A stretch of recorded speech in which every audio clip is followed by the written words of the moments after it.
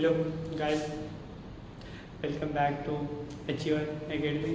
तो आज हम लोग पढ़ेंगे क्लास 7 का chapter number 2 nutrition in animal.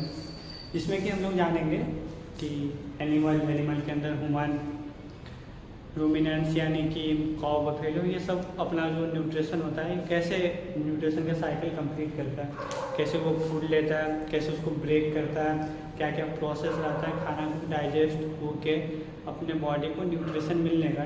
जिसके अंदर सबसे पहले तो इंट्रोडक्शन जानेंगे कि न्यूट्रिशन होता क्या है, न्यूट्रिशन इन एनिमल ये क्या होता है, क्या स्टेप रहता है वो जानेंगे। उसके बाद mode of nutrition in animal के जो अंदर प्रोसेस होता है कोई भी न्यूट्रिशन को डाइजेस्ट होने का, इजेशन तक का प्रोसेस, वो सारा चीज़ वो जानेंगे। उसके बाद आता है न्यूट्रिशन इन ह्यूमन, कैसे न्यूट्रिशन को ब्रेक करता है और एब्जॉर्ब करता है, इस सारी चीज़ों के बारे में हम इसमें पढ़ेंगे। न्यूट्रिशन इन अमीबा कैसे फूड को डाइजेस्ट करता है वो समझेंगे। उसके डाइजेस्टिव सिस्टम इन रूमिनेंट्स का जो डाइजेस्टिव सिस्टम होता है वो कैसे काम करता है, इस सारी चीज़ों के बारे में हम इस चैप्टर के अंदर पढ़ेंगे, जो कि क्लास 7 का न्यूट्रिशन इन एनिमल है।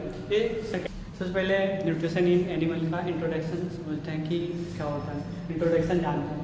Animal and human have heterotrophic mode nutrition. Animal और ह्यूमन जो होता है हेटेरोट्रॉपिक न्यूट्रिशन एब्जॉर्ब करता है। हेटेरोट्रॉपिक न्यूट्रिशन क्या होता है, जो फूड के लिए because they are often there directly or indirectly from plant। Human या एनिमल जो होता है वो अपना फूड खुद नहीं बनाता, वो डायरेक्टली या इनडायरेक्टली प्लांट पे ही निर्भर रहता है, जिसके कारण ह्यूमन और एनिमल जो होता है उसको हेटेरोट्रॉपिक न्यूट्रिशन होता है। हेटेरोट्रॉपिक न्यूट्रिशन यानी कि जो फूड के लिए किसी और जीव पे मतलब निर्भर हो, वो जो अपना भोजन खुद नहीं बनाता हो उसको क्या बोलते हैं, हेटेरोट्रॉपिक। जो कि ह्यूमन जैसे हम लोग अपना खाना खुद नहीं बनाते, प्लांट से लेते हैं, प्रोटीन हो गया, सेल, कोई भी चीज़ हो तो हम लोग प्लांट से उस खाने को लेते हैं और पका के फिर खाते हैं। यहाँ तक ठीक है।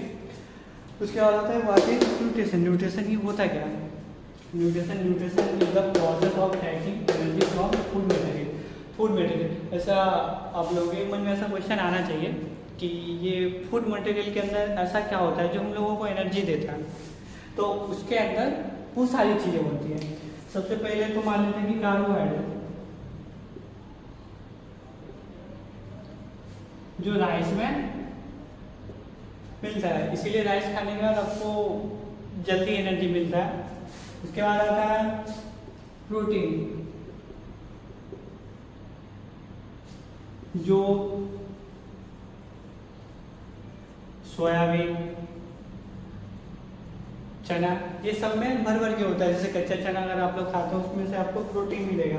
कार्बोहाइड्रेट के लिए आप राइस खा सकते हैं, राइस में मोर देन मात्रा में कार्बोहाइड्रेट होता है। उसके बाद आता है मिनरल, ये पानी में मिल जाएगा आपको। और भी ऐसे फूड मटेरियल होते हैं जिनके अंदर मिनरल्स मिलते हैं। मिनरल यानी कि जैसे कैल्शियम, आयरन, जो अपने बॉडी को नीड होता है। जैसे कि एक साग पाया जाता है पालक का, उसमें भी आपको मिनरल मिलता है, जैसे आयरन मिल जाता है उसमें। प्रोटीन हो गया, कार्बोहाइड्रेट, मिनरल। उसके बाद फैट आपको ऑयल में ज़्यादा मिलेगा, ये जंक फूड में भी मिलता है।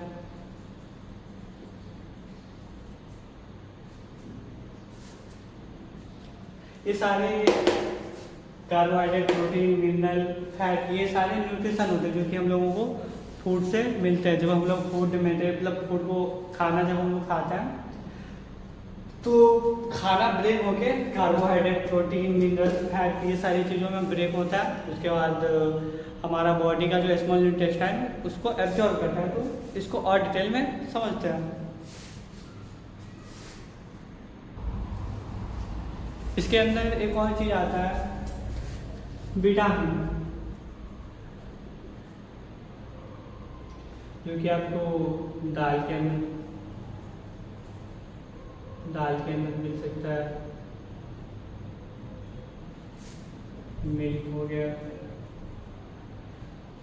इस सब के अंदर आपको विटामिन मिलते हैं। जैसे आप कैरेट ले लीजिए,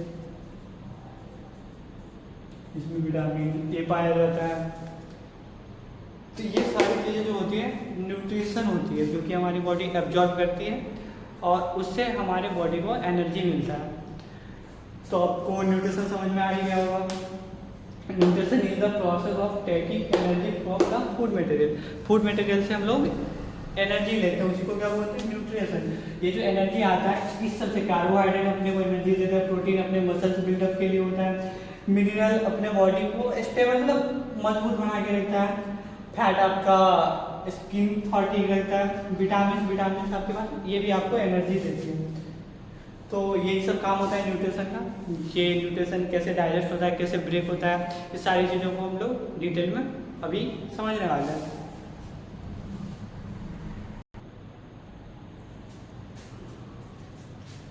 उसके बाद हम लोग समझेंगे कि अपने को जो न्यूट्रिशन मिलता है फूड से, जैसे हम लोग फूड कंज्यूम किए, खाए, उन न्यूट्रिशन मिलने तक का पूरा जो प्रोसेस होता है, क्या क्या होता है हमारे बॉडी में न्यूट्रिशन। जैसे फूड लेने के बाद जैसे हम लोग खाना खाएं, उसके बाद खाने से जो हमको एनर्जी मिलता है उसका पूरा प्रोसेस क्या रहता है, न्यूट्रिशन हमको कैसे मिलता है, फूड कैसे ब्रेक हो रहा है, न्यूट्रिशन हमारे शरीर को मिल रहा है, कैसे एब्जॉर्ब कर रहा है, वो कैसे हर एक अंगों तक पहुँचता है, ये 5 प्रोसेस में होता है, जिसको हम अच्छे से समझेंगे अभी। सबसे पहला होता है इंजेक्शन, जो कि बहुत सिंपल सा प्रोसेस होता है। इसमें होता क्या है, फ्रॉम माउथ, मतलब जब हम लोग फूड को मुंह के द्वारा अंदर कंज्यूम करते हैं, इस प्रोसेस को क्या बोलते हैं? इंजेक्शन। ठीक, इंजेक्शन बहुत सिंपल सा है, जो कि आगे आपको ज़्यादा इसका डिटेल मिलेगा, ये चारों का पूरा डिटेल में आगे बताया जाता है। तो उसके बाद हम समझते हैं डाइजेशन। डाइजेशन क्या होता है? पहला स्टेप आपको समझ में आ गया, जब हम लोग फूड को मुंह के अंदर लेते हैं तो इस प्रोसेस को बोलते हैं इंजेक्शन। ठीक, इसके बाद आता है सेकेंड डाइजेशन। डाइजेशन क्या होता है? जैसे खाने का पचना, तो खाना सबसे पहले जाता है कहाँ पे? फूड पाइप के द्वारा स्टमक के अंदर जाता है। जैसे ये अपना हो गया फूड पाइप, ये अपना माउथ, अगर यहाँ से खाना खा रहे थे सबसे पहले जाता है स्टमक में, यहाँ तक। तो वहाँ पे जाकर डाइजेशन का जो प्रोसेस होता है, it is the process of breaking down of complex food component into the simple molecule. इसको समझते हैं ये क्या होता है। जैसे हम लोग फूड कंज्यूम किए, फूड को मुंह में जो ब्रेक किए, ब्रेक करने के थोड़ा स्मॉल पार्ट में डिवाइड हुआ, उसके बाद जाता है ये स्टमक में। स्टमक के अंदर जाने के बाद ये जो अपना स्टमक है, स्टमक में क्या होता है, एक HCl एसिड रिलीज होता है, जो कि अपने फूड को और स्मॉलेस्ट पीसेस में डिवाइड करता है, complex food component into the simple molecule. जैसे कार्बोहाइड्रेट, प्रोटीन, फैट, ये सारी चीज़ों को स्टमक के अंदर अलग किया जाता है। जैसे हम लोग एक रोटी खाए थे, उसके अंदर स्टार्च, कार्बोहाइड्रेट, हर एक चीज़ पाया जाता है। इसको ब्रेक कहाँ पे किया जाता है? डाइजेशन वाले प्रोसेस में स्टमक के अंदर। ठीक, इसको क्या बोलते हैं? डाइजेशन। ठीक, इसको और डिटेल में हम लोग समझेंगे, इसका पूरा डिटेल्स टॉपिक दिया हुआ आगे अपने सिलेबस में, तो समझेंगे आगे। अभी ऊपर समझते हैं। It is the process of breaking down complex food. Complex food यानी कि हम लोग जो फूड कंज्यूम किया उसको वो सिंपल मॉलिक्यूल्स में डिवाइड होगा। जैसे एक एग्जांपल से समझते हैं कि ये जो प्रोटीन होता है, ये बना होता है एमिनो एसिड से, तभी ये जो प्रोटीन है ये ब्रेक होगा एमिनो एसिड में, इसको ब्रेक करता है पेप्सिन। ये सारी चीजें होती है स्टमक के अंदर। इसी का डिटेल हम आगे पढ़ने वाले हैं, तो आपको ये बात समझ में आ गई होगी डाइजेशन क्या होता है। डाइजेशन यानी कि ऐसे आप सिंपल में भी बोल सकते हैं, it is the process of breaking complex food component into the simple molecules. ठीक, उसके बाद आता है एब्जॉर्बेशन। एब्जॉर्बेशन क्या होता है? It is the process in which all the digestive food is the absorb by the walls of intestine. Intestine यहाँ आ सकता है स्मॉल इंटेस्टाइन। अभी इसमें क्या होता है एब्जॉर्बेशन में? एब्जॉर्बेशन में मेनली होता है कि न्यूट्रिशन जो ब्रेक होता है डाइजेशन के प्रोसेस में, स्टमक के अंदर जो न्यूट्रिशन ब्रेक हो रहा है अपने अपने स्मॉल पार्ट में, जैसे कार्बोहाइड्रेट, प्रोटीन, मतलब ये सारी चीजें जो अलग हो रही है वो एब्जॉर्ब कहाँ पे जाके होता है, स्मॉल इंटेस्टाइन में। इसको एब्जॉर्ब कौन कर रहा है, वाल्स। ये हम आगे समझते हैं, बट यहाँ समझते हैं एब्जॉर्बेशन क्या होता है। It is the process in which all digestive food in absorbed by the walls. जितना भी न्यूट्रिशन में ये ब्रेक हुआ वो जाके एक जगह एब्जॉर्ब होता है स्मॉल इंटेस्टाइन में। इस प्रोसेस को बोलते हैं एब्जॉर्बेशन, ठीक। यहाँ तक ठीक है। उसके बाद समझते हैं एसिमिलेशन। एसिमिलेशन क्या होता है, न्यूट्रिशन यूज बाय सेल। अभी जो न्यूट्रिशन एब्जॉर्ब किया गया स्मॉल इंटेस्टाइन के द्वारा, अभी उसको यूज किया जाएगा। जैसे अपने बॉडी को जो एनर्जी, बॉडी अपना बॉडी बना होता है स्मॉल सेल, मतलब सबसे जो छोटा सेल होता है, मतलब स्मॉलेस्ट यूनिट ऑफ लाइफ, उससे हम लोगों का बॉडी बना होता है।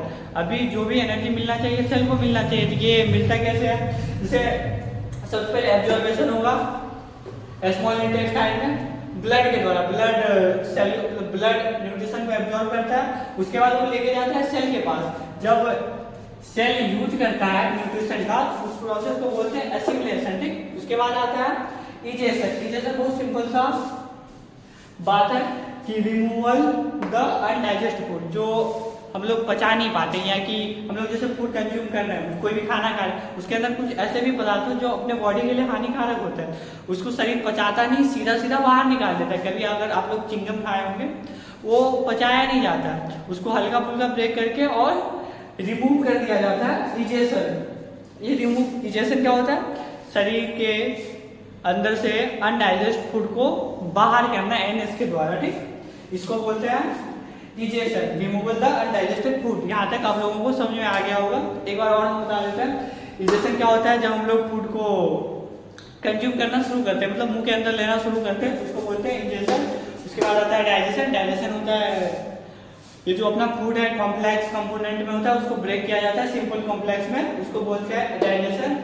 एब्जॉर्बेशन होता है जब न्यूट्रिशन अपने अपने कंपोनेंट में अलग हो गया, उसके बाद उसको एब्जॉर्ब किया जाता है सेल के, मतलब स्मॉल इंटेस्टाइन का जो वाल होता है ब्लड वेसल, उसके द्वारा एब्जॉर्ब किया जाता है। उसके बाद आता है एसिमिलेशन।